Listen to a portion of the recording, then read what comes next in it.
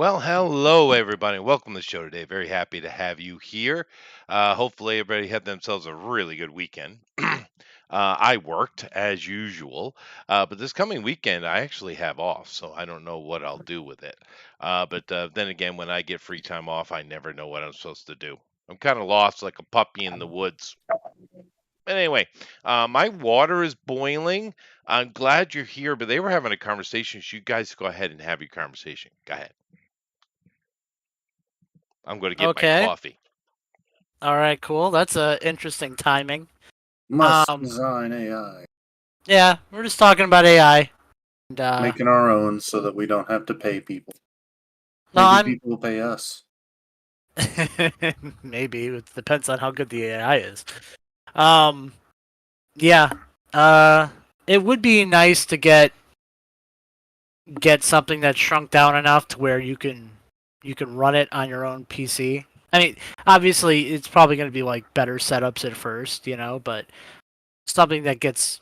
I think eventually we're going to see compressing it to the point where you are gonna have something, that you can fit on your phone. It wouldn't be for a while, I don't think. But who knows?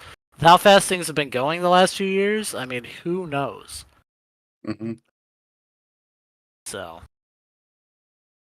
yeah. But what I was saying before Puffin is things like 11 Labs, Hmm. you can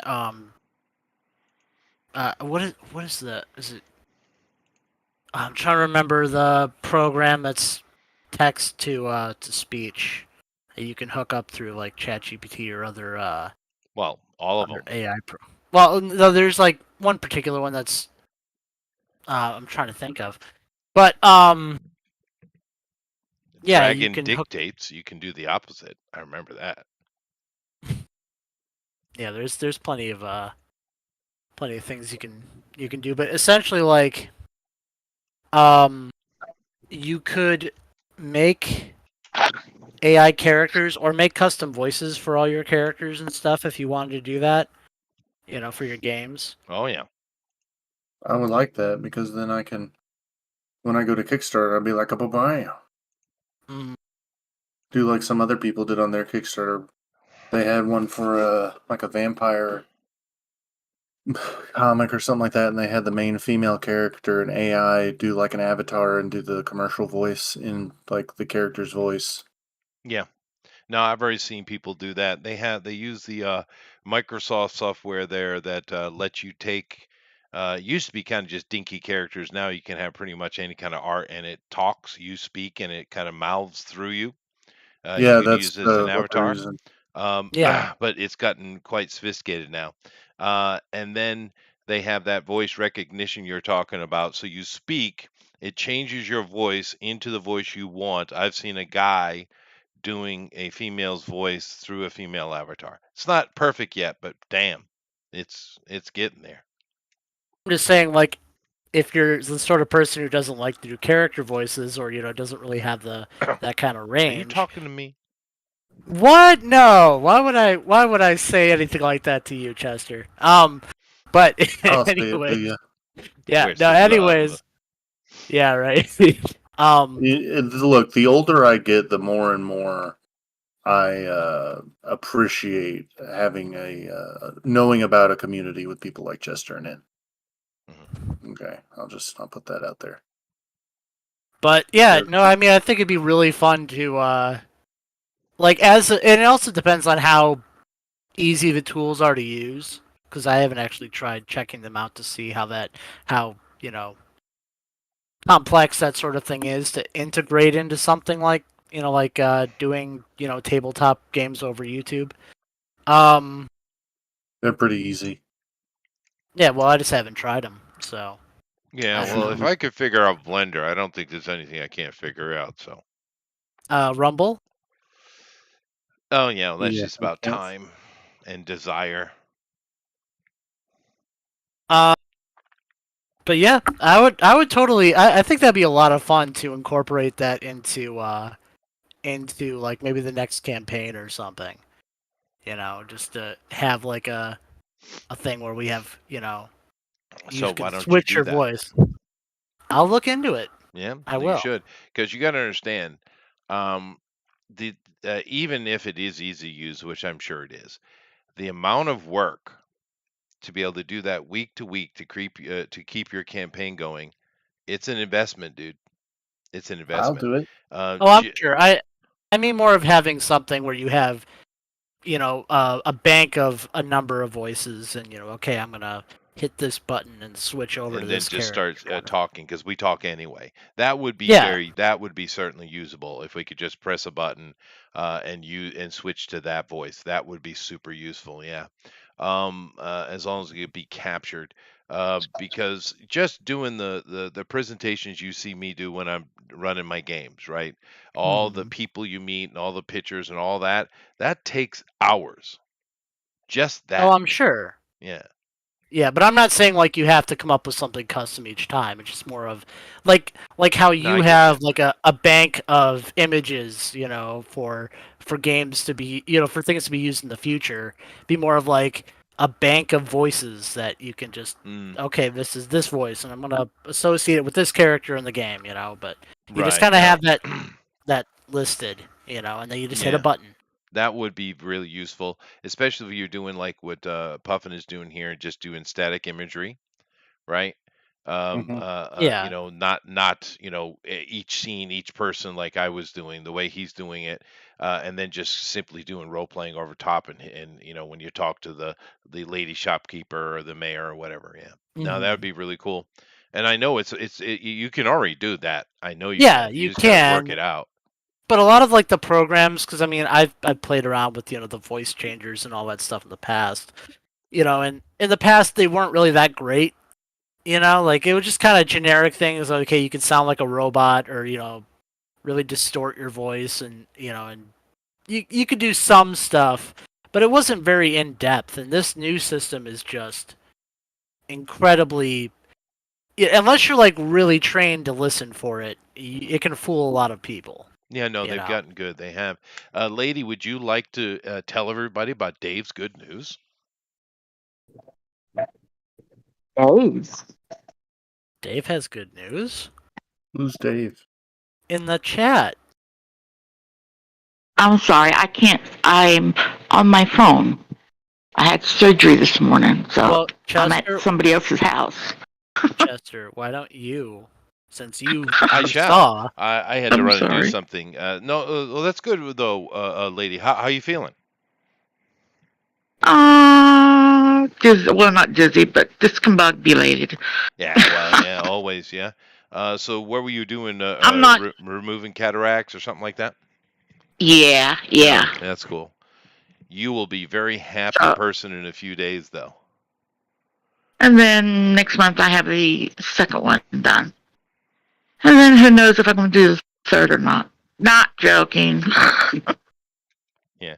No, no, I know people who've done it, and one of my students on Mondays, I have a doctor's class, and one of them's an obstetrician, and he's talked about the elation of people who get cataract surgery and how different things are after. So yeah, it's going to take a couple days, but you'll be happy about it. Dave has just got a statue of George Washington crossing the Delaware. Good for you, Dave. cool. I hope it's life Oh, size. nice. That would be probably pretty Ooh. expensive, It I would would be, assume. but it'd be awesome. It'd go in the front yard perfect. Yeah, that's Yeah. Depends definitely on how a big the front yard is. Well, because I And have I the just one with the actually dude in stopped the by back to wish holding the everybody. flag. Yeah. hmm I just stopped by to wish everybody happy week. Take care of yourselves. Love yourself. Love your others. Well, Good thank you. night. Bye, Oh, lady. I'll Okay. try to Rest get up. back on. rest up. I'll try to get on YouTube before I can listen in. Oh It's no, all good. sure. Well, we're not gonna have a tower tonight anyway, so we're probably Yeah, not so gonna have that's all enough right. We'll people just to chat for a little play bit and anyways. then Yeah. Chat. hang it up. That's Oh, okay. So okay. since that is the case, I'll go over and I will change the you guys go ahead. I'll change the text over here. Um, there wasn't much more to say. I mean, I was just talking about before how we needed to, or how it's we're finally starting to see AI integration into games, but it's still kind of like major companies really haven't been doing it in the way of like it's more of like modders and stuff at this point. Um, there's a demo of a game that I tried downloading on Steam, but I for some reason I couldn't get it to work. Let me see if I can find that game on here. But it's basically like a detective thing where you're interacting with AI. The AI in it wasn't that great though. Honestly, it was a little meh from what I saw. But it's still something. It's still kind of an early step into where I think things are going. Mm. Uh, No, but it's all happening such an accelerated rate, right? And that's the Mm-hmm. interesting thing about it, really. mhm. Let me go ahead and pop this. I think I have it In-World already. Origins is the name of it. Oh, okay. There we go. But but it is happening at such an accelerated rate. I can't imagine what a year from now is going to look like. I mean, seeing as the past 5 months has just gone from literal spaghetti monsters to vivid, vivid 3D art. Oh Well, yeah. and now we're starting to. I mean, it's still pretty early stages, It but is. you're starting to see more coherent uh video AI generated videos Yeah. appearing. Yeah. Now it's usually only like a few seconds of clip, but it's a lot more coherent than it was even a few months ago. Right. Uh, Well, and you also have to think how the young generations here, which you're part of, but mhm. what the young generations how they perceive time as well. Their attention span has dropped to that of goldfish, sure. However, September is forever ago, right? So for a year is just an immense amount of time for that kind of attention span, and they're desperate on things all the time. So that it's good and bad to it, right? That I'm really very interested in paying very close attention to this, and I do have to say, all these idiots that are up there complaining about it, dude, you should be getting on board with it. I'm Yeah, trying to. you should integrate it into whatever you're doing, Yes, you most certainly because should. Yeah. it's going to be it's definitely going to be a modifier, a multiplier to your Hmm. ability to get work done, That's what the or to do really professionals anything. say, a multiplier, a force multiplier. Hmm. Hmm. Indeed. Indeed. Um, so just trying to at least understand the basics of it to be able to incorporate it into what you're doing now. If you have a job where that's applicable, or just even if you don't, just playing around with it to kind of get a better understanding of how it works. If you Hmm. haven't tried it yet, you Yeah, but know. I mean, think about it like this, right? Because on this channel, I don't know how much you two interact with it, but I have a lot of professional artists on the comic book artists on this channel, right? Mhm. And I have spoken to, I don't know how many hundreds of them over the years. I have a stable and drawn and quartered of nearly 200 pro level artists, right? And imagine that these comic book guys, imagine they take and they do their first panel, like they're doing this. Say they're doing a page, a fight sequence, right? A bunch of panels for a fight sequence, right? And they draw out their first panel, they get it all beautiful, exactly what they want, right? And then they Mhm. type in into put the image in the AI, type in to show this from this angle, and it's going to take Yeah, their art, it's going to reproduce it perfectly, but in a different angle, right? For the next panel, or do a close up or whatever. They could do that pretty easy anyway. But I'm just saying that just imagine thinking it out and how a comic book artist could. I don't even know how much they could increase their output, their flow. Mhm. that's true. And I mean, obviously, there's going to be a good and bad to it, but I think like imagine being an artist and you have your own style. You develop your own style, and then you Hmm. train the AI to work with your style. Yeah. And then you basically allow your your style, your own individual way of doing things to be licensed out to people for books or for individual pieces of art or what have you. Yeah. And then you obviously wouldn't get as paid as much as you would spending hours to draw something, but you could still have kind of like a steady stream of revenue still coming in, you know. Yeah, that's what I'm trying to get done. Yeah, no, So it's something you should getting on. Even if you can't use it directly for this, you could use it for other things mhm. because it's gonna explode, and you're gonna need people who can operate it, right? I think those people though, the people who do something like that are going to be in a much better position than the people who just dig their heels and Oh yeah, just say, I you agree. know. Well, especially with comic book artists, because that's something I'm privy to, right? I have knowledge of. Mhm. But Yeah. because they have these days, they have to deal with the Jim Lee conundrum, right? Because if you go back to Jack Kirby, I never really was a huge fan of his art, but boy, does it sell the action really well. He was great at that, right? And of course, he's very important artist historically. But Kirby would put out 8 freaking pages a day, right? Where Yeah. these guys with the Jim Lee effect, they're putting out one. The detail is way higher, right? So they're Mhm. doing like a page a day, and that's cutting it, dude. That means you're basically put out one comic a month, and that's going to be your money, right? But Yeah. unless you got someone that's going to pay you $400 a page, which only the top like Ethan Van Sciver and those kind of guys get, Mhm. you're that's hurting. But if you can use this program to be able to produce, say, half of Jack Kirby, 4 or 5 pages a day, you could put out a good 3 comic books a month. And even if you're getting to like 150, 200 bucks a page for whatever you're doing, you can make a living out of that legitimately in this current environment, right? Yeah. So How do you do this?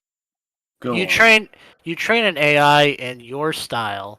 Like this is an AI that's been specifically trained on my work. If you have a decent catalog, yeah, um, sure, these guys could do that and probably in a day. and you go, look, you can use my style for a lot cheaper than it would be for me to actually just create a piece of art fresh for you. It'd be a lot quicker as well, You can and do you that can too. Yeah. change it on the fly if you need to, and then you pay me per piece generated kind of thing. You Yeah, know. but yeah, you haven't really talked to many artists yet. Those guys are control freaks. They would never give up such power, dude. Um, Well, that's just yeah, not that's their true. personality. But it's a good idea though. It is something a Yeah, business-minded person would do, right? But they're not. They're artists, dude. I mean, yeah, trust and me. They're yeah, I think I very, mean what. very annoying. Yeah, and Yeah. then Don't anybody don't well, listen. That wasn't Dude, that. What Puffin? What are you doing? Uh, but no, no. I I didn't mean, say it. no, I didn't say it. Um, But no, the workflow. I think it's going to for them. It's going to come down to increasing their workflow.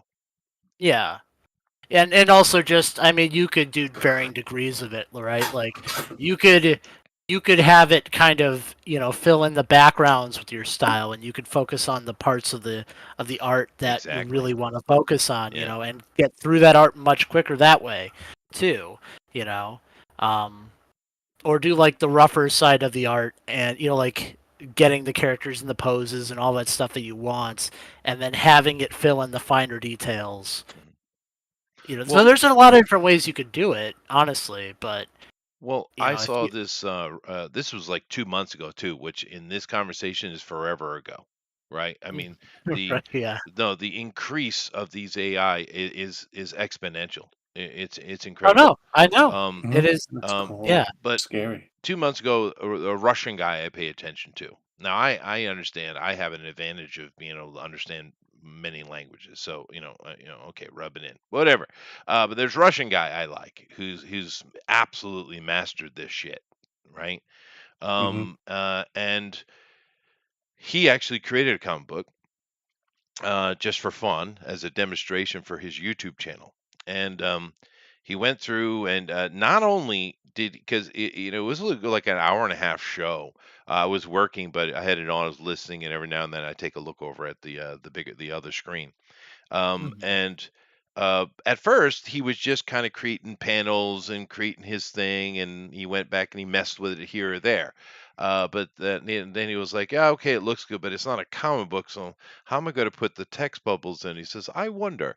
He went back and he wasn't exactly the same, but basically he did the same prompts he had done for each panel, but then also added prompt for text boxes saying this or that. And he had to mess with it a little bit to get the position of where he wanted the text box on the panel and all that kind of stuff. It took him a little, like an hour and a half, right? And then it was edited, so it probably took hours. But Jesus, dude, it actually can do that. It can create the art you want, the action scene you want, create text bubbles where you want. It can do that all through prompting. Yeah, Incredible. and if you learn how to use it properly, then you're going to excel. Hmm. I mean, because yeah, I get it. It definitely changes the playing field. It does. For most people, um, but you're still considering how things are. You have to adapt. Right. End of Yeah, the but day. well, look back. Like, Mhm. what did the old carriage companies do when the gas engine came from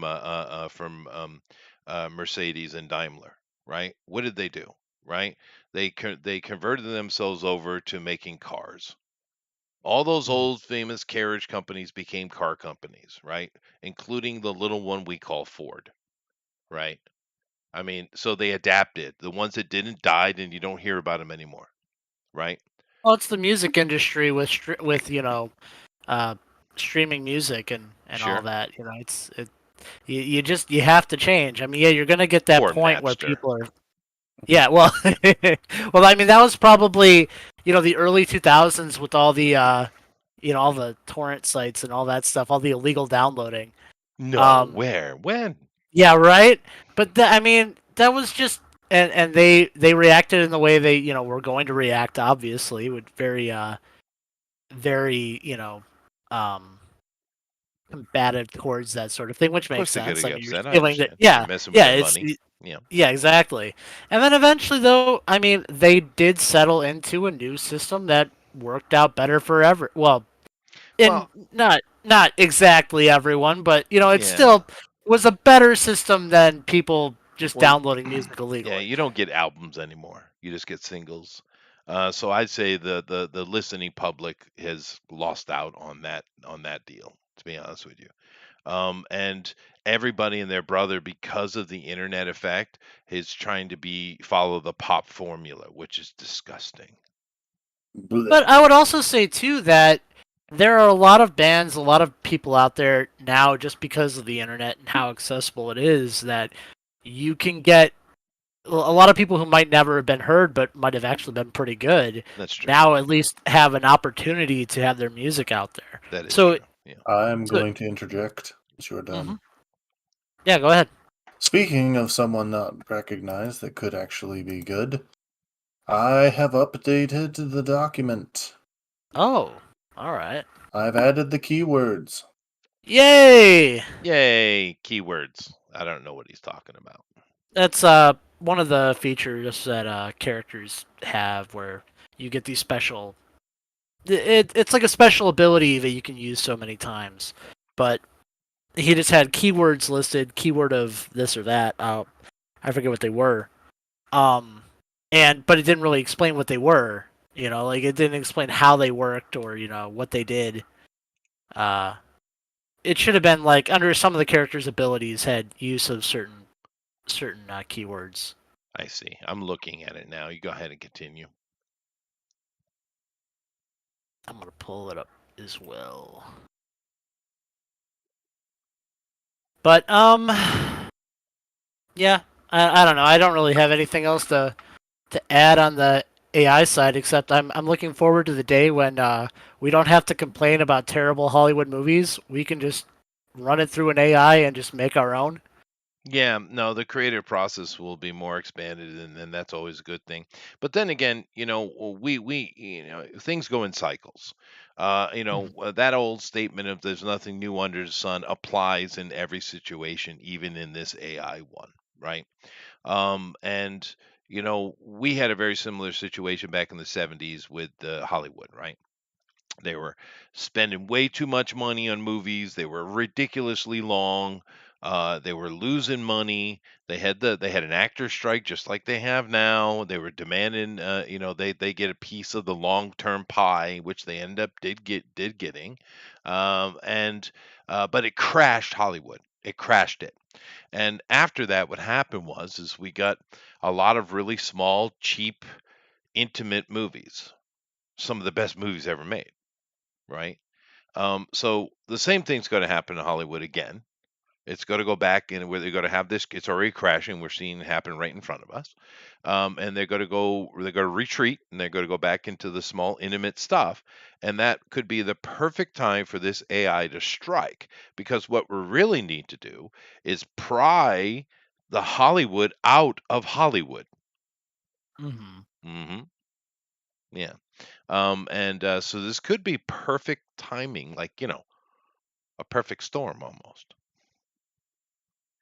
Well, I mean, just think about it this way, right? Like, you can, pick any director that you really like, or maybe somebody who's not even around anymore, Yeah. Um, Cecil B. and DeMille. but like someone who Ready for my has a close track ups. record of making, right? Somebody who has a track record of making movies that were just spectacular in the day, like whatever your preference is, Um, but movies that just were really well, critically acclaimed, all that stuff, back when that mattered. Um, and you just put that into a program, and then you have it write a script, and I mean, yeah, obviously you go over it and everything, and you have it, be reviewed. But like, honestly, I think most anything would be an improvement over what we currently have. So I I think when some studio exec finally comes to the realization that I can save a ton of money and make something that's better and is going to attract a bigger audience, Hmm. why wouldn't Oh, I do that? Yep. oh, here we go. Here we go. I got something for Chester. Oh no, I didn't do it. Oh, That's terrifying. oh I don't know yes. what it is, but No, I'm it's not It's my assuming it's fault. um, it's a meme. oh no. It's Chester's favorite thing in the world. It's a meme. Is it? Okay. Here it is. Here you go. Change direct messages. Is it to me directly? Okay. Yeah. Let's see here. We're all Uh, just yeah, I can. Should I share it? Oh, maybe I is can. it appropriate? Oh yeah. Well, who It's Is it cares? YouTube appropriate? Oh, fuck YouTube. All right. So let's see here. I should probably share so you can see it. That would be nice of me to do. So let me come over here and I shall share my screen. Here we go. It's a PNG. Alrighty. Let me bring it back up. Let me see here. So, if people acted like they do on Twitter in real life, checking in at Starbucks, gonna grab some coffee, waiting in line, treat myself to a muffin, hashtag delicious. Oh my God, shut up. Yeah, no, this is why that's just why guns were invented. Yeah. People at Starbucks? See, Yeah. I do see hints of this though, Puffin. Here, it's a little bit different than I'm sure the overwhelming effect of it in the West. But I do see the little kids with their phones doing all that kind of stuff and doing selfies and filming themselves. And many times when I go to the mall, I see the little ones, like the junior high school girls, finding some corner of the mall, some weird, obscure elevator hallway, right? And Mhm. doing some kind of tick-a-tock thing. hmm So let me tell you something that has become a trend in the U.S. Are we Yeah. going on about the NPC thing from last week? No. Like a trend apparently in the That was U.S. creepy, dude. is what's creepy? No, go ahead. Yeah, PC thing. What it was is that kids now, like teenagers, will just as they're either walking out of a building or something, will just yell out things like help or other just obnoxious things as like a TikTok thing. Oh yeah, no, I've seen some stuff on that. Yeah. It's a prank, bro. It's Well, no, it's No, I'm just making well, fun of it. every so many months, I do watch one or two Leon Lush videos, and Leon loves to talk about these things. His brainworm series that I watch every couple of months. I'll go and see what Leon's up to. And I have seen some of these things, and it's just the main character syndrome. I've heard this used, and it makes a lot of sense. It's a good meme title. I mean, you should just feel thankful that we're able to experience the late Roman collapse, but with more technology. I don't know It's if that's going to essentially make it better. it's it's it's just everything's falling apart and people don't care Yeah, and but don't get me on a or history conversation. There was no such thing as the fall of Rome. God, please don't. look Don't. look on the bright side. As things begin to break, at least we know somebody with a yacht. Yeah, I do. well, yeah, how do you get to him if everything falls apart? Mm, I You have gotta swim? I have a I mean, 61 I foot gotta. sailboat and I got a Yeah. 45-foot He can motorboat. sail to us. I think you're missing the point. Yeah, Chester. If everything goes to hell, are you going to come sailing over to the U.S. to pick us up? No, We could meet you somewhere. Yep, that's exactly what I expected the no. response to be. No, We, I'm gonna put my wife and dog in the boat, maybe pick a babe or two, just for extra. Mm, fill it full of Well, you frozen foods and go. you I got can to make. repopulate. Well, I can't on the Saber. I have a Saber 45. It's a great boat. It's a Hmm. down east boat. But it's more for day trip or a weekend trip. The Swan can take you around the world. It's a sailboat. It's a big one, and it's I can make my own water. Did you know that? Oh, make your own water. Hmm. Okay.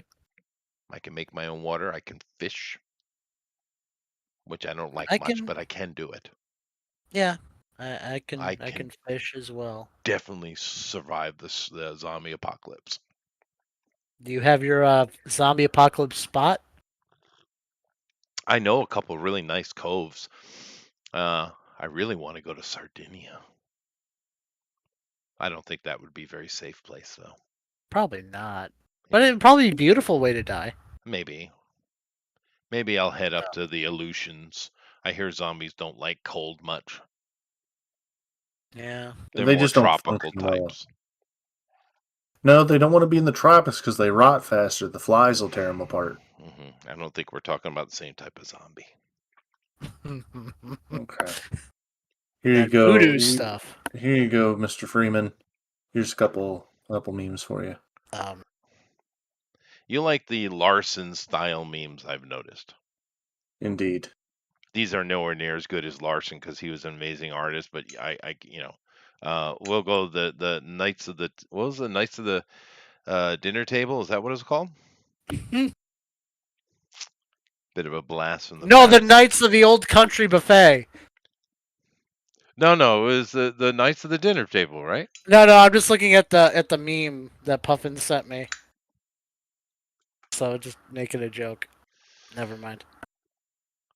Well, Dragon I sent. Magazine used to have little kind of little skits at the back, little like comic strip, Sunday newspaper comic strips in the back, and there were several of them that were gorgeous art, it's black and white, but it's gorgeous. You get color sometimes, but there was one I'm pretty sure they were called the Knights of the dinner table. And it was like a group of people playing D&D, but they used kind of this same stick figure thing that he's using here. I'm pretty sure. Let me go check it here. What do you think of the keywords? I saw them. I don't. Well, how do they apply? There are certain classes that give you the keywords for a certain number Oh, of okay. So it's just turns. Like, so it's a lexicon. All right. yeah, and so you can get the inspired ray. You can get any of these keywords from enchantments. Making magic items. Sure. That makes sense. Are the keywords at the bottom They're above potions. above potions? Okay. Yeah. There I'm are adding them. only Knights of their dinner table. Yeah. This isn't the one I was thinking about though that had the stick figures, but this one was funny. This one was a funny one. Knights of the dinner table. Let's see. So as far as keywords are concerned, if they're already tied to certain abilities, right? Mhm. Puffin. Yes, Yeah, if they're already tied to certain abilities, then why do you need to have the keyword section if it's like only certain characters can have them anyways? because you Like, can get them from enchanted items. Like oh, okay, inspired rage and I get it. heroic are not given by any class. Yeah, I get it. Yeah. So okay, basically, if an ability gives you a keyword, it's like you are being enchanted by the ability. So if something says it cancels magical effects, you will lose your keyword okay. because you are being enchanted with that effect. All right, then I would definitely put that Mhm. in under the keyword section. Just Mhm. yeah, but Trying to okay, think of more right now. yeah, no, but that's cool. All right, I can see how that could benefit things like different types of magics to be associated with different things. Also, the new class, the Oathbreaker, is useful because you can make zombies. You can be a necromancer. Oh, They Chester have likes an that. they Oh, have an what? ability called Necromancer? Uh-oh. Yeah, they have an ability called Return Soul, which is resurrect a fallen unit with a medical roll. Results of 20 or less make a zombie or skeleton. Results of 25 to 29 make a ghoul, sapient zombie. Results of 30 plus is a revival at level 1. Results of 50 plus, which is what you would use, a group effort of like a church or someone uses a wish. 50 plus is a true resurrection. It's a once per session use, but zombies or skeletons do not count against this if made wild. Which what that means is, if you just use Return Soul on a corpse to make a wild zombie that attacks anything near it, you can just do it an infinite number of times if you have corpses. Oh, that's nice. So it's not. So if you make a minion, it's like, okay, you're my skeleton minion. That's once per session. Also, Chester, I added in progressive attack bonus per level. Every 3 levels, you get a +1 to hit. I changed the class items to be for each class item that you have, you get an additional use of an ability. So if an ability says once per day, once per session, you can use an additional time for each class item that you have. I listened to what you said. Well, it's not what I said, but cool. Yeah. Well, I wanted to you know I He No, wanted no. to listened to what he thought you said. Yeah, that's true. That is true. No, it's your There we thing, go. dude. You got to work out what you want to do. We're just giving you suggestions, and that's fine. Because like I said, the only thing I really thought needed fleshing out was a little bit of more personal growth in regard to combat. Otherwise, I think the skill system you're doing works just fine. And I like the idea of class items. I still think there's more fleshing out to do there, though. I think what you should do is sit down with the class item idea and really think about it and make something very unique and different that no other game has, because no other game does have that, right? But make it special, make it something really interesting, other than, oh, it just gives you this to hit or that. It should be deeper, it should be more applicable to something that people are eager. You got to keep in mind, one of the big mistakes a lot of these because we've gotten hit with a plethora of new games over the past 20 years, right? New game Mhm. systems, like just ridiculous numbers, and most of them burn away, right? And why. And the only one I've seen really succeed this way is something like Fate. And I think the reason why Fate has survived being what it is because it's so easy you could just drop down and play a game anywhere, anytime. I think that's why it survived in that niche. But in general, you want to create a certain amount of excitement for your players when they're leveling up. We got something where, oh, I've earned this, I got this thing, I'm working toward it. Like the idea of a running experience total, something that everyone's gotten rid of. They shouldn't, because when you gaining the experience points and you're applying them to your level, but say you get up to 10th level and you get whatever bonus things you get, and you go and you're fixing your character and adjusting it, and you're excited, it draws you into the game. You also have that 200,000 experience points right in your face, instantly gratifying you to the amount of work you've put in. Right? It's all subconscious little things. So, taking away and removing the ability for a person to go back and adjust their character, make choices, put things in. You don't want to get too far away from that. You want to keep it because it's something that's gratifying, and it's something that draws people into wanting to play the game. If you go completely role playing, which we've seen some games do, it takes all of that excitement away. And of course, when we see the people who are playing those role playing only games that have no dice or no nothing like that, who are they? They're a bunch of yuppies sitting in a cafe drinking tea, right? And Mhm. that's fine. They found something that they enjoy, but it's not what a gamer does. It's not how we think. And the vast majority of the people involved in the game are that. So you always want to have some kind of level progression, something that people can look forward to. You want to have a plethora of options and choices they can make so they feel invested in the character and they feel involved. This is an important part of game creation. Mhm. I still I still like the idea of your +1 items uh to your different to your roles, your class bonus items. Um I like the idea of if you use it in creative ways, and the more you use that particular item, um eventually it being imbued with some sort of magic and has a cool effect that gets added to it. But Mhm. then it also becomes, instead of a +1, it becomes a +2 at that point. So you still kind of grow with that.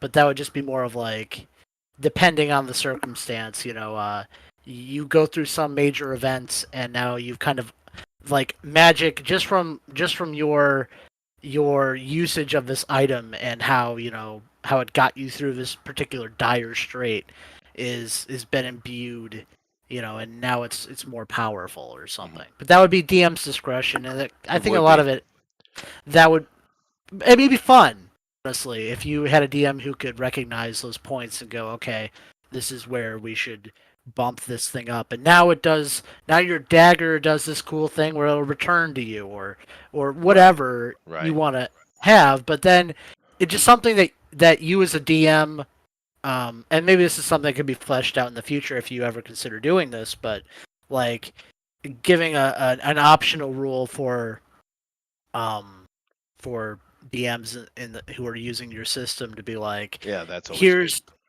Yeah. yeah, like here's some cool things that you can do to these particular items to make them better, and they're magical. Like, okay, you had a one of the some of the character classes, or at least one of them, have like a lantern as one of their items. Well, like, what if you're using it to get through some dark cavern system, and it lights your path, and but after using it for a long time, because it's a lantern, you need it if you don't have like a spell to make light, then it kind of like becomes like a companion, and it starts to like float on its own and Yeah, doing stuff weren't like we that. talking about that last time? Yeah. Well, I mean, we've discussed sort of stuff like this before. I'm Right. just saying that'd be a cool Yeah, make it little. something really interesting. Another idea you could that I like what he's thinking about how you can flesh it into higher levels, but in a very very base idea, you could do something like this. This would be different than I've seen a couple people do it, but not together. Um, every item in the game comes with a plus to its use. Everything, lockpicks, daggers, whatever item you have, shields, whatever. They all come with a, like, say, standard +1. unless it's a broken thing and then it doesn't give any pluses at all. A standard +1, and then maybe masterwork gives you +2, whatever. But everything in the game has its own natural plus to be used with whatever role you're doing, right? And then, like you had said, every odd level, first, third, fifth, seventh, etc., you get a natural +1 to your combat rolls. Or maybe you should, because you're given +2 every level. Because you might want to put in options, right?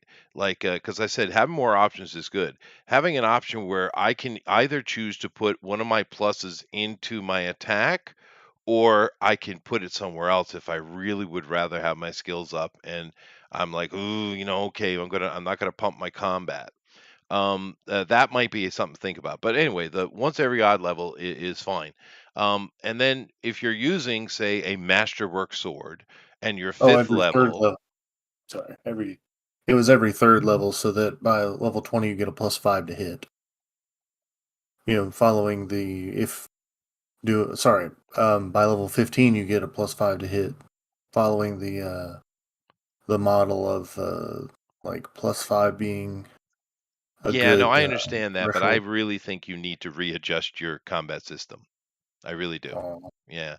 like, well, But what do you? because I really think you need to lean your combat system more into your skill system, because the skill system works pretty well, right? It's the skills. A skill check roll is 1d20 plus skill. Your passive skill score is 1.5 times stat. So if you don't want to roll or you just take a passive, it's 1.5 times whatever your stat is. Natural one is still a fumble. A skill maximum is 10. Right, right. But But I'm that, just saying it works, and there's challenge levels to it too. Which it works. But the combat thing, you've made it completely different. I'm suggesting maybe you should make it the same. Maybe combat should just be another skill, and you just have to rework your armor math. It's not that hard. Just rework your math, and have this progression of you naturally are getting. And I really think you should, maybe look at, just leave. No, don't even do that. Just leave. You get 2 skill points every level, and then Mhm. maybe at certain levels you get another one, right? Maybe every in this case every 3 or 4 levels you get 3 instead of 2, and then you can So, choose where you want to put those 2, right? mhm. You can put in a skill, or you can put one of them in your attack skill as well, your combat skill, Mhm. right? um Yeah, I already made a Heroes Call Revision 2 document, so I can copy and paste keepable things from this revision and then right. do. Like, see, one thing that I'm bad about is going back in a document and like editing things. If like changing the core of combat, it's easier so that stuff doesn't get mixed up or confused if I start a different document. So No, that's I fine. just I I just preface that if I send you a link to the second one, it's not that I'm abandoning anything. It's that for my own note keeping, it's better if I just like here you go. mhm. Well, no, I mean, you have to make the decisions what you want to do. We're just giving you suggestions, right? But I really think, adjusting that in some way, having everything in the game gives a plus, right? Hmm. A minimum one, and then it doesn't have to be huge pluses, right? But everything in the game is based on that. I And think and then your items, that your specific class items you get, give you additional bonuses or Oh yeah, additional I was. abilities. Like, I think the +1. Oh, sorry. I'll wait for no, you. go ahead, go ahead. I think the +1 should be kind of a right tool for the job kind of thing. Like if you're using something, if you're using a hammer, you know, to do hammer things, then okay, the +1 because it's the proper tool for the job. Like so, but Mhm. if you're like trying to bash it with like a piece of wood or something, or something that just not the correct tool, or like you're trying to pick a lock, right? But you're not actually using a lock pick. You're using some makeshift thing that you have to use because you don't have a proper lock pick. Then you wouldn't get the +1. You get the +1 because you're using the proper tool for the job. Yeah, You no, know. I agree with that. But let's say he subbed out his classes, right? And he unified everything into a smaller number of classes that have many sub levels. Like for instance, Mhm. warrior, and then underneath warrior you have fighter, you have duelist, and you have knight slash paladin, right? Or just call it night or whatever. And then each of them have a different set of items that are specific to them. For instance, the duelist gets an additional +1 if he's wearing light armor, And right? using rapier. Exactly. So you can specialize it really deeply like that and organize up your classes a little more. It's more work, but I mean that's okay. You're creating a system. Mhm. But really kind of fleshing out because if you look at my skills, that I'm getting little bonuses, for instance, for my social skills and my because that's what I focused on. But I'm getting all kind of these little bonuses that give me high rolls. And Mhm. sure, when I'm dealing with the minions, I'm walking through it because as you should, right? But Mhm. in the harder things, I need high rolls. I mean, well, I'm having to get 30s to succeed at high level things, and I think that's fine, right? Because it's not this is not D&D. We're not based on that system. It's your own system. So having a Mhm. higher number thresholds by adding more numbers and more things for people to play with and things for people to manipulate, it's really it's a subconscious effect on the player. People like the choice, dude. So I did a good job Something well, I'm just saying, but your combat is not doing what you did on the with the good side skills. of the other thing. I'm just saying you Mhm. need to bring the combat more to what you've done with the skills. I mean, I don't know. What do you think, GOP? I mean, I'm not against the idea. I think it would make things simpler. You know, like you're just you're But more adding one meaty step. though. Yeah, you're adding one step into another part of the system to kind of streamline things a bit. Mhm. You know. So I mean, yeah, that would definitely be uh, a more streamlined approach. I would It say. would be, but it also is different because most of the other games, especially the old systems which are still around, what they did is restrict you, right? Mhm. You can't use this kind of armor or this kind of weapon unless you have that proficiency, right? I've never agreed with that. Yeah, me Anybody can neither. pick up a sword and swing it. But if you're a Yeah. warrior and you're swinging the right type of sword that's for your training, of course you'd be better at it. But anybody should be able to use it. And that's what I'm saying. So instead of being proficiency, this is awarding you for actually playing the character that you've made, right? So kind of Mhm. like how knowledge has subsets of different things that you're knowledgeable about, and has its own stat numbers associated with it. Weapons, if there was, let's say, a weapons skill, right? Um, and but you had, you know, a subset, kind of like how in the last game we played, how you kind of had a specialty, you know, kind of thing. So it'd Yeah, be yeah. weapons, but weapons swords or weapons spears or bows or whatever, Yeah, you know. get niche about it, right? So that yeah, maybe your character in the situation is using a weapon and he's not getting the bonus. But if he gets that right item, if he has that right item at the time, then he's getting that extra bonus. And Uh, one of the things you keep in mind because you've already kind of done this, Puffin, with the Mm. knowledge skill you have. So when you put skill points into knowledge, you get knowledge, but you also Mhm. get to take those points and apply them to a more specific knowledge, right? So you Mhm. already have that. Like for instance, Bethany has two different skills. So her knowledge skill is high, but her the skills, the more specific skills she has are smaller because she's choosing where she puts them. So you've already kind of done that segmentation off of Mhm. those kind of abilities. Go further. Do it with other skills. Mhm.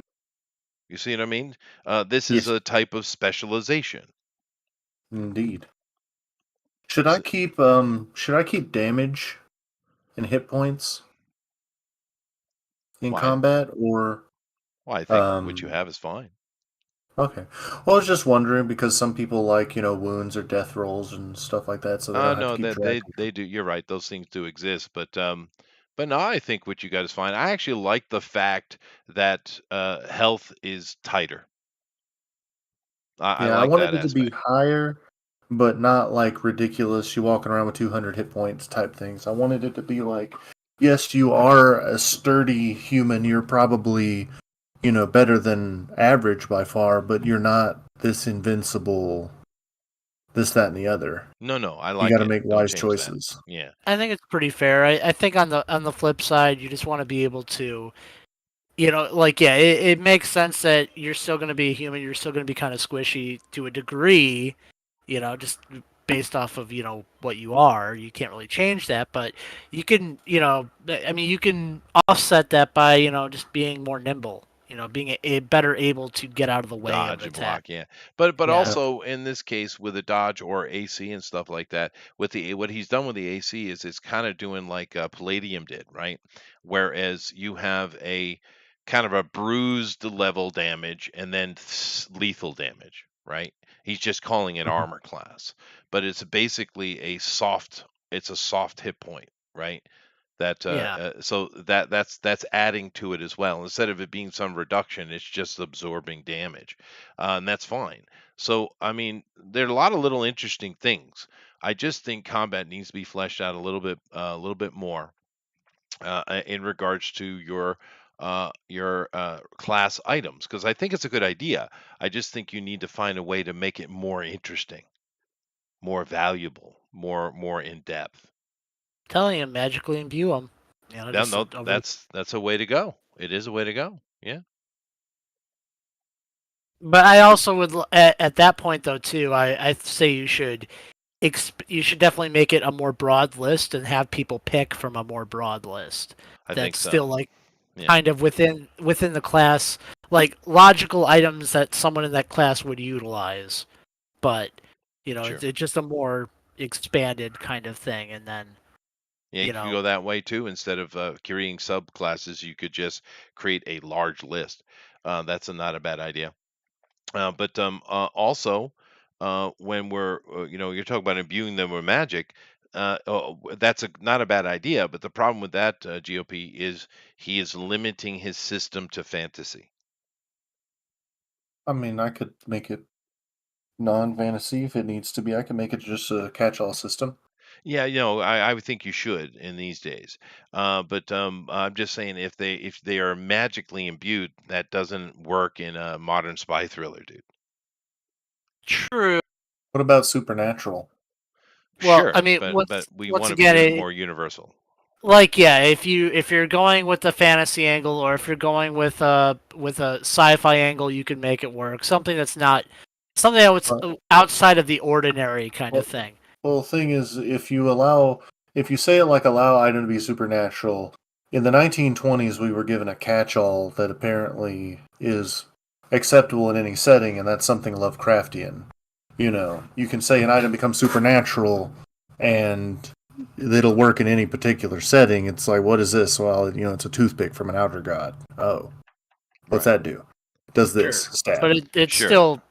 it still makes it though. So like that's the eldritch side of things is canon within that universe. Then, and if you're trying to do something that doesn't really have that sort of uh Well, I just mean the idea of outer supernatural gods. to some degree, Yeah. aspect to it, something a bit more natural Mhm. in feeling, then you could say that it's lucky, like because that's more of a generalized concept that you like, oh, this gun is lucky, so it's more likely to hit something, or bullets sometimes ricochet in a way that can hit multiple enemies, even if Yeah. you're not You intending. can It's make it more universally vague. You can. yeah. That's So true. Yeah. yeah, Yeah. that's definitely one way you can go with that if you don't want to make it magical in nature. Or if obviously if magic doesn't work for that campaign, or there's nothing supernatural, or it's not like a sci-fi game where like, oh, nanites have invaded your item and they changed it to be this way. Like you could come up with an argument even in a natural campaign setting that's going to work with that. I think. Yeah. An idea I'm having right now is if you take this skill list and you increase it by by two, adding combat and adding in dodge or agility or whatever we want to call it, right? And um, by with the agility thing, you can make that skill roll. You have the block in place, so you could just leave it like that. But with the agility thing, you can make, and instead of rolling, when you roll your damage dice, instead of it being for damage, it's for adding to your dodge that round. You could do something like that. Use the system you already have to apply to everything. I think also I would change it from 2 skill points a level to 3. And I would put, instead of putting caps at 10, I would put doubling thresholds, right? So, like, say 6, right? When you get to 6 level, the 1 through 5 cost 1 point, 6 through 12 costs 2 points, etc. Or you can even crunch it down at 10th level, it goes up to 3 points for each skill point. Because I don't think you should put a cap. I never liked the idea of you can only have 10 in a skill. That doesn't make any sense. It's never made Oh. any sense. That's just rules lawyering to try to control the game system, and that's lazy. Yeah. Whereas you could have it be an even more effective apply by just simply it costing way more. It costs more as you get higher and higher level, and that way, the decisions become tighter as you get higher level, right? But you can always keep pushing. I'm going to wait. I'm going to wait to the next game till I get more experience points so I can get that level, and then I'm going to hold it. I'm going to put it into that attack, or I'm going to put it into that athletics, or that knowledge, or what have you. Something like that, right? Hmm. You would still want to retool some of the abilities though that allow you to uh, substitute out whatever you're rolling for another roll.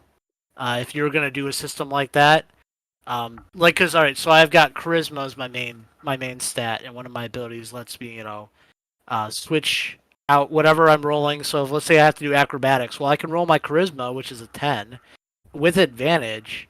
I could roll that instead of that acrobatics. But if I could just keep pumping my charisma up, then I'm gonna, just have like crazy rolls on Right, everything. which is what I You did. know. Which is what I did, right? I'm not good at other things, but boy, don't mess with me in a conversation. Yeah, and that's in certain characters that makes sense. In other Sure. characters, you get the bonuses in other ways. Hmm. Um, I know my sister's first character had a thing where it was basically she got, well, we it kind of got nerfed because it is a bit overpowered, and plus two, originally I had her multi-classing as a wizard, so she could double that stat as well, going above 10. So she could basically have one her knowledge rolls at 20 and have that be like, for I think it was like 4 rolls, you get to per session, you get to like basically substitute any other roll for that number, and then it's half the rest of the way. And so that got nerfed down to like, yeah, you get those first 4 rolls, but after that there's no more rolls with that bonus. So, Hmm. but it would still, that would have been like plus a plus 20 for 4 rolls, and then plus 10 for every other roll on anything on the list. Right. you know. No, that's why I suggested thresholds for the skills. Meaning, when you get to certain levels, it costs you 2 skill points to level up. Get to another level, another threshold, it costs 3, etc. Don't cap it. Just make it cost more. Because one of the things that you have, there's a couple things I would suggest in regards to that. When you level up, I'm 7th level, and when I level up, it's not that interesting. I don't have any choices to make. I'm not really getting much. I'm just doing one thing here or there. It's not about power, it's about involvement, right? And you need to think about putting a little bit of more involvement. It doesn't have to be more power, just more involvement. Another thing I would suggest strongly, I like what you're doing with the experience points. I don't think you should change that. I like that.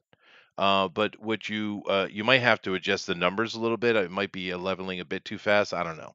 But I like what you're doing with the XP. However, I would put an additional line in the XP where as we have our XP that we're gaining and spending 12 plus level, like stuff like that. We're doing that. But I would have where you keep a line where every experience point you have a running total, right? And when it hits, say, 1,000, you get something, Hmm.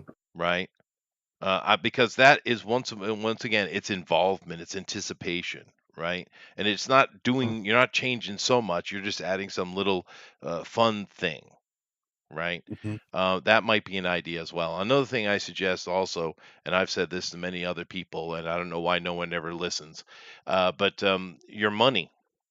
Now you're using a specific money in this because it's your world, and that's fine. There's nothing wrong with that. But I would adjust your money to be real world. And now you can call it whatever you want, but it spends in the real world way. And it's always confusing at the table, especially with certain players, to like, okay, well, how many gold pieces is that? What do I have to do? What is that? If you just make whatever your name for it is, whatever your Hmm. denominations, it's exactly like in the real world, right? So if you're going to go buy a suit, then you need 200 or whatever your 300, whatever your money is, minimally, Hmm. right? And that's not a big deal. I'm just saying that take confusion away where it's unnecessary and add complication where it's fun. I just imagine like a DM factoring in inflation into their game. Well, you you know? could, Yeah, I know but you could, but if I the just number mean was running exactly as our real world does, you can do it on the fly. You don't have Hmm. to be a math genius. You can do it instantly, right? And I except understand you're why playing with no the one does Canadian that. and Yeah. you're playing with a Canadian and an Aussie, and they have still are confused. You know? Yeah, but they're going to get it generally though. No, I get it. But I'm just saying that no one does that, and it's like, dude, it's the simplest thing to do. Once again, you can call them crowns or chets or whatever you want. It doesn't matter what you call it. The people in their brain, this equals money. And I went down and had a meal, and I spent 10 crowns or 10 chet for a cheap meal. I went out wanted something nice. I spent $50 or 50 chets or 50 crowns or 50 Hmm. credits, right? It should apply in real world, and you can apply inflation, you can apply time very easily, right? And Well, even I think a lot of times too, like when you have gold-based systems, I think they're trying to make that somewhat realistic. Some games, not all games, obviously, but some games, that are like saying like, you're not really going to see a lot of gold, so you just be like mostly silver or copper or what have you. It's going to be stuff that's more commonplace, and I mean, that all depends on what and the time. copper kind of runs like dollars. Yeah, I understand that. And D&D always did that. And once you play it long enough, you get it, and it's not a big deal. I'm just saying Yeah. that what would it hurt you to put in the money section of your game?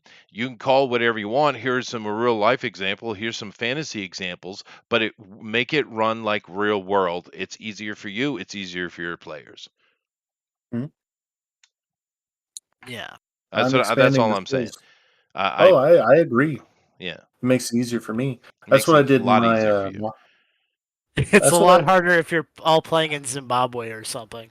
Oh, well, Or yeah, where Jesus. you're Argentina. like Yeah. billions. Well, But we shan't go to Rhodesia. so that's what I did in my Mafia game. But I actually looked up what the buck or dollar was worth in the 1920s and basically built the world around it. Yeah, Yeah. then I get that. That's cool. And it depends on who you're playing with. right? Hmm. Some people, like myself, yeah, I'm going to catch it. I'm going to get it quick, and it's not going to be a problem. But Mhm. you're not talking about your campaign. You're making a system that you want to sell.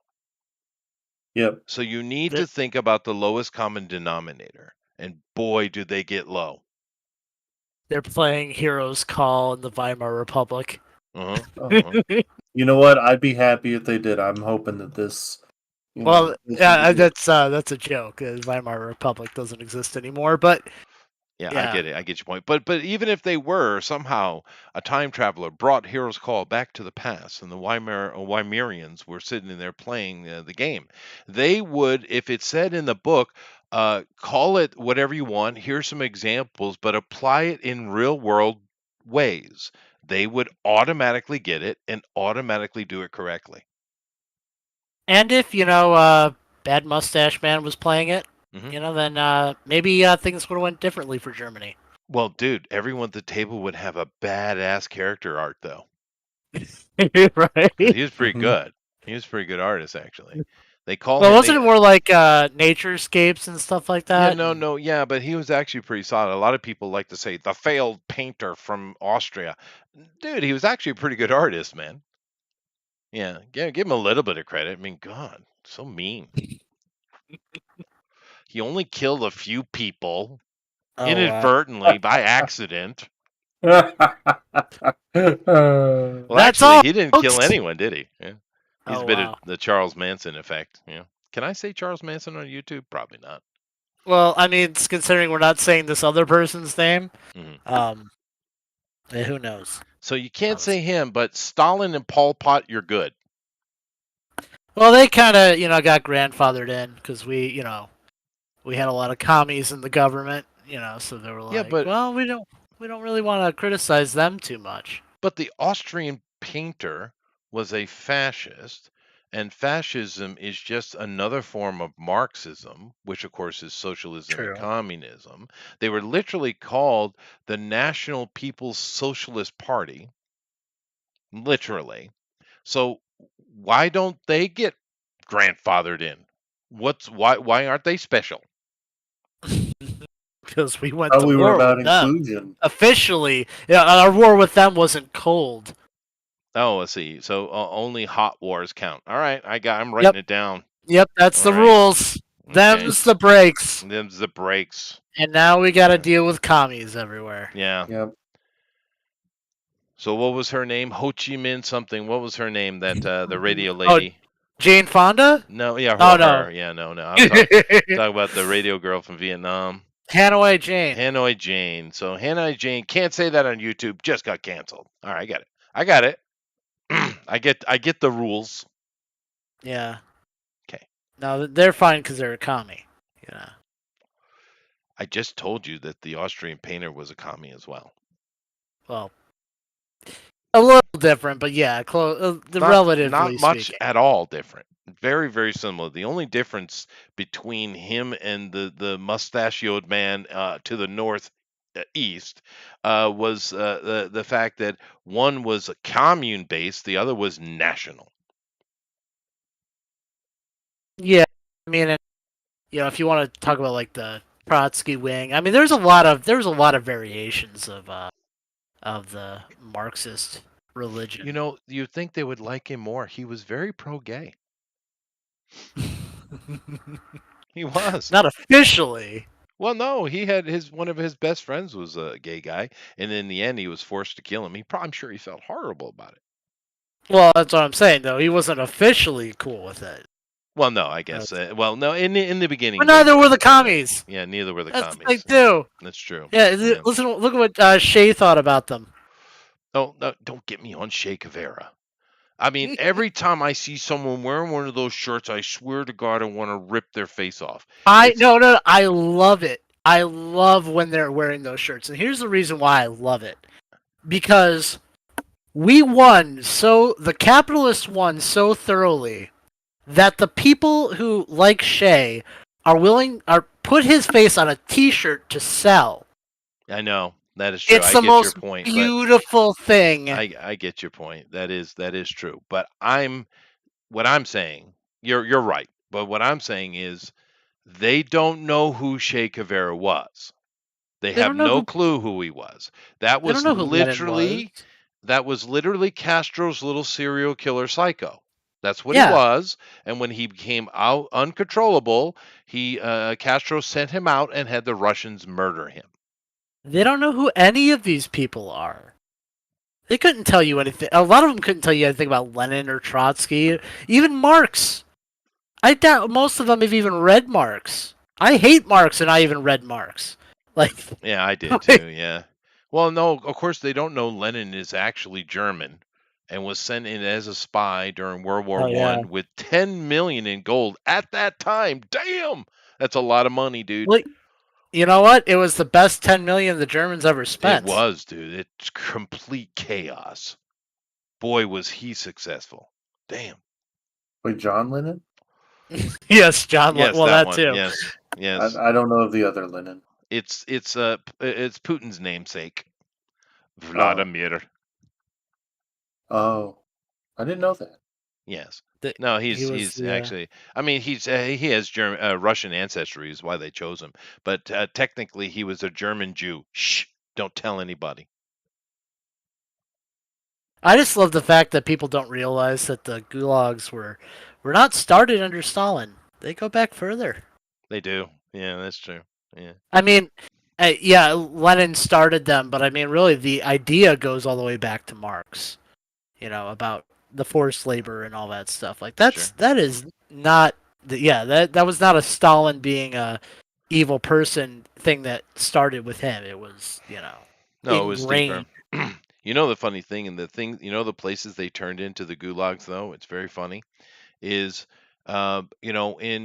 centuries ago, the Russians were a little bit in a little bit of a panic, kind of like the Japanese were in the 19th century, and they really wanted to make themselves important and prestigious like the European royals, right? They wanted to level themselves up. Well, that's S what St. Petersburg was all about. Well, yeah, but I mean, but there's many efforts, and one of the things is that because the Europeans at that time were going into the New World, and they couldn't do that. So they were like, okay, what can we do? We can go east. There's like a wilderness there. Yes, but the wilderness will kill you. But it doesn't matter. We got to go. So as they went out, and eventually, of course, they made it into Alaska, right?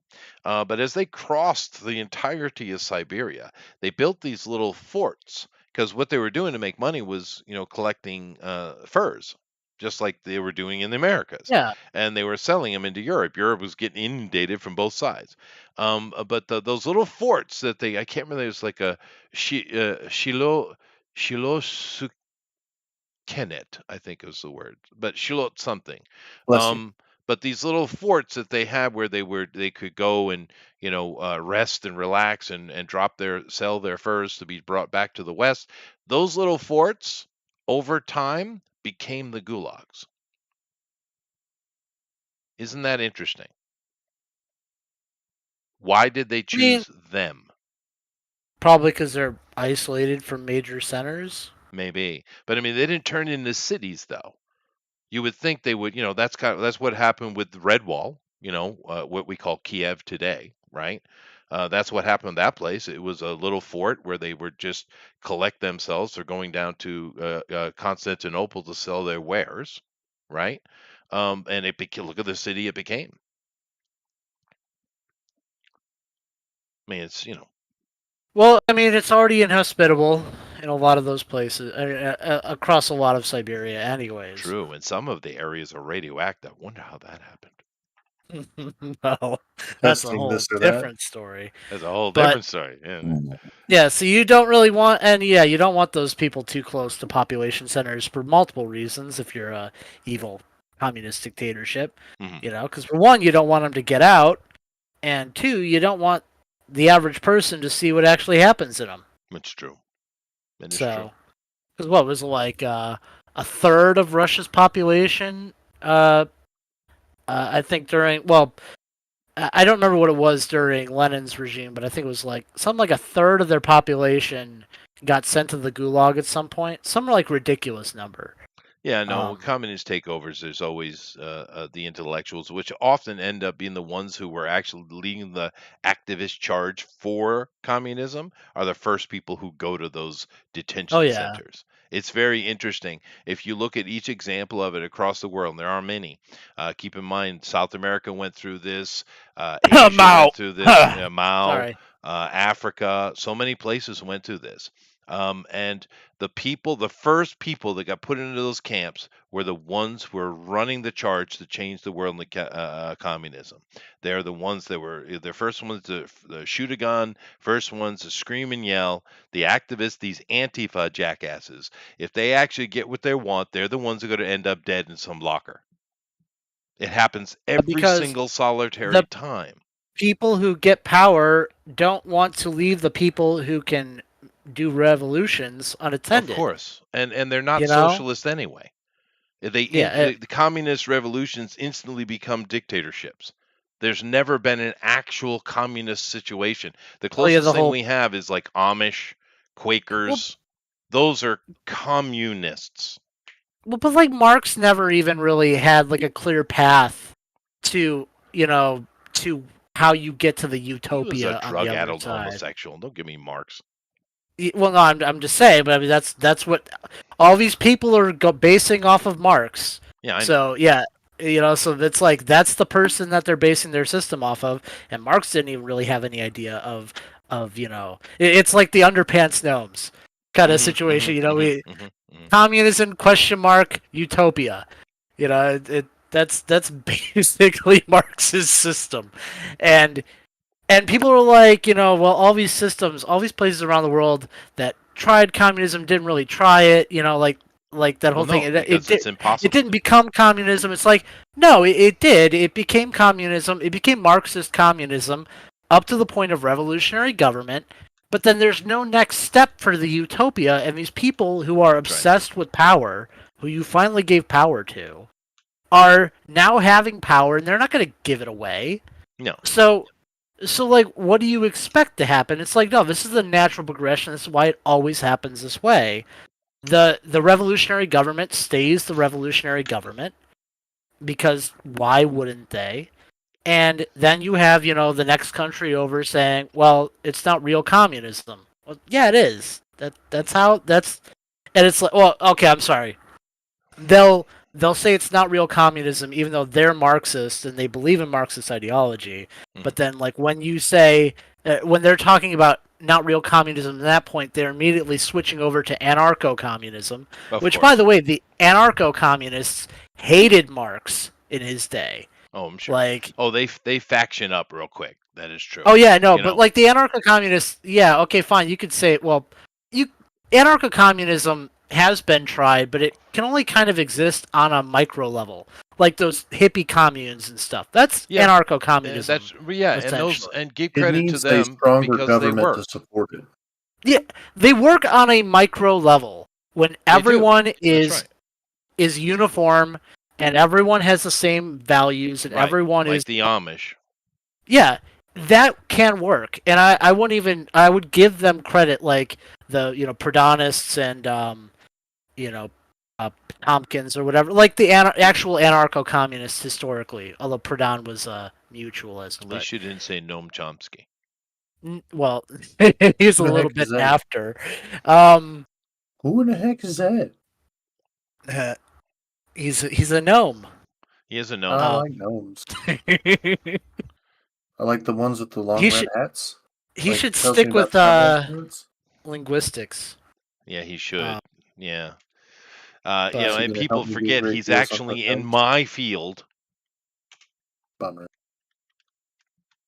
yeah, have you ever met him No. professionally? No, I would murder him on sight. Here, I'm helping him out because, we got Noam Chomsky here in space. Okay. I'm like a gnome. I'm gonna Let me gnomes. see. Um, Here you go. Is it in general? Here we go. No, I'm showing it on the screen. This Noam Chomsky right here. Watch stream. I do love how this how our game tonight turned Oh, into commie talk. Yeah, right? Yeah. that's there is no town for old men. No, No, no. I mean, all joking aside, I've never met him. The most prestigious philologist I've ever met was is Professor Finkel, and he's awesome, awesome sauce. I heard Uh, Finkel was Einhorn. Right, fine. But no, I had to do it. I yeah, couldn't that's help fine. it. But Professor Finkel is awesome. He's a really nice guy. I don't have any idea what he thinks. I've met him several times on tours and stuff like that. He's a really nice guy, but he's also a highly respected person in the philology field, right? But of course, the most famous philologist of all time would be Mr. Tolkien. That is Yay, true. they are I mean, talking. it's hard to say who else has had a bigger impact. Well, from like it within popular culture and recent history, I think, because I mean, I'm not a super well versed in that particular field, but I Blasphemy. obviously know who Tolkien is, and most people do. Yeah. You Good. know. Well, I mean, he's a he's literally a you know a philologist, same field as Yeah, me. yeah, Yeah. that's true. The interesting thing is, I did read his books when I was younger, but I didn't really know anything about him until I was older. I didn't, so therefore he wasn't my inspiration to go into that field. Do you know what my inspiration to get into anthropology was? Would you like to guess? Uh, I would say Pretty ladies. yeah, I was gonna say that. Well, in a The less history of sexy appropriate women. way. Um, Wow, wow, no, I don't know yeah. honestly. No, that's horrible. But no. Well, hey, pretty It, women have been a motivation for men for thousands of years. yes, no. Indiana Jones, dude. Oh, Mhm. that's good. Yeah, That makes this sense. is the actual Noam Chomsky, just so you know. That is, yeah. I liked Oh, the first one better. Yeah, so did I. Yeah. Oh, here you go, Mr. Freeman. We oh, were talking what do you have for me? about hot and cold wars. So Oh, Mm. there we go. okay. Well, I mean, Hot that was war. a fun little chat, but I mean, because we're not going to play it again, I'll probably just call it here. But Oh, that was a nice conversation. We talked a little bit. We gave some ideas to Puffin to mull about. But of course, I don't want to be too much of an influence on you, Puffin. They're just ideas, and GOP gave you a bunch of ideas. I really think it's important that you make it your thing, right? indeed. you know. But and if any of the chat or anybody has any ideas, go ahead and throw them into the Discord, man. Because I think there's some really interesting aspects to what he's doing with the. I like the XP, I like the skill system, I like the HP. It just needs a little more fleshing out. But there's some interesting different things happening that we don't see in other games, and that's what you need, right? You need your gimmick. You do. If you've got a GM that really likes to kill off party members, then you can have like a special thing that's like a sole survivor perk. So Mhm. like whoever ends up surviving the near TPK, they get like some sort of cool power from it. It's just a thought, just a suggestion.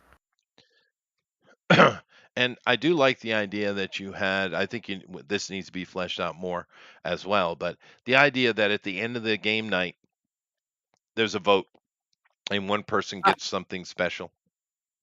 that's what for stats, because I mean, we really have to. We a lot of times we forget about like giving the actual stat point bonus, but Yeah, like, but you can't do that every session though, right? well, I you mean, don't give everyone every session. You give one of the players, you give one stat point. Like you go, okay, you did something cool, you can get a stat point to spend on something, and then the rest of the party, or like the party will vote on someone other than themselves, obviously, to go like that person, they did really well, they can get 1 point as well. Okay, okay, mm, GOP. Take a look at what I got so far. yeah. Oh, Uh, for the revision yes, number 2. I will send it. Uh, Hopefully, this isn't like the you already sent childish it to me. version. I'm looking. Yes. I'm sending No. it to Chester. Oh, okay. Hopefully, it's like first is the worst, second is the best. So hopefully, this is the best. Good. Best. Three's Company too. Three's Company too. Oh no. But anyway, I'm going to call it here. So thank you Okay, guys for bye. coming in. We'll see you next week. Hopefully, we'll have everybody back. Hopefully. Definitely in 2 days we got Drone Dakota Ultimate Edition. I don't know what we're doing, but it's always fun to see those great artists. Everybody have themselves a really good week, and yeah, we'll see you later. Bye. Bye. They'll be drawing Noam Chomsky. We will be.